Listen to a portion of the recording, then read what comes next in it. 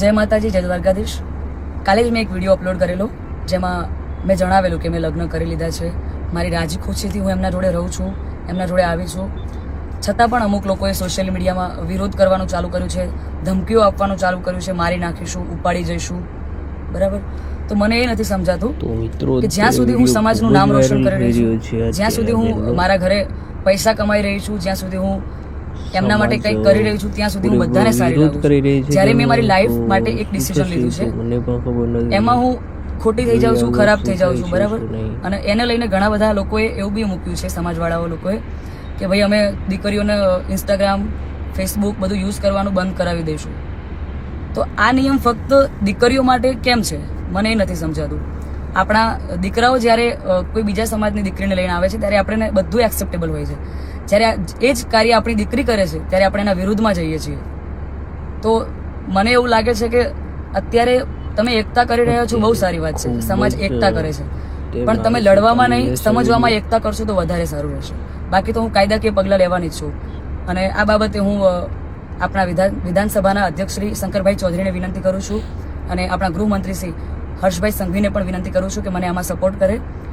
અને બાકી તો આપણે કાયદાકીય રીતે લડવાની તૈયારીમાં છીએ. અને મારા સમાજને એક પ્રેમથી મારી આ રિક્વેસ્ટ હતી કે હું સમાજની દીકરી છું અને મેં જે કંઈ પણ પગલું લીધું છે એ મારી પર્સનલ લાઈફ છે, મારી પોતાની ચોઈસ છે. તો એના ઉપર કોઈ સવાલ કે કોઈ કમેન્ટ્સ કરવાનો કોઈને અધિકાર નથી. જય માતાજી, જય દ્વારકાધીશ. તો તમે બધાએ આગળ જે વિડીયોની અંદર ક્લિપ જોઈ તે અત્યારે તેમના ઇન્સ્ટાગ્રામ પર પોસ્ટ કરીને તેમને જણાવ્યું છે.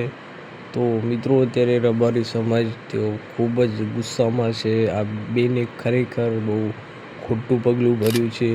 તો મિત્રો, તમારું શું મંતવ્ય છે તે તમારું મંતવ્ય કોમેન્ટની અંદર અવશ્ય જણાવજો. અને અત્યારે તેમને હજી કોઈ પકડવામાં આવ્યા નથી. તેઓ અત્યારે બેન એવું કહી રહ્યા છે કે ધાક ધમકી કરી રહ્યા છે સમાજવાળા. તો મિત્રો, આવું કોઈ પણ હજી જાણવા મળ્યું નથી. અત્યારે સોશિયલ મીડિયા પર તેમના વિડીયો ખૂબ જ વાયરલ થઈ રહ્યા છે અને તેઓ અત્યારે બીજો વિડીયો પણ તેમને કર્યો છે, તે મેં તમને આગલા વિડીયોમાં મોકલેલો છે. તો તમે તે વિડીયો જોઈ શકો છો. તો ચેનલ ઉપર નવા હોય તો ચેનલને સબસ્ક્રાઈબ કરો, તેથી તમને આવા જ નવા વિડીયો જોવા મળશે સૌથી પહેલાં મારી ચેનલ ઉપર. અને તમારું મંતવ્ય કોમેન્ટ અંદર જણાવજો. તો આપણે મળીએ એક નવા વિડીયો સાથે.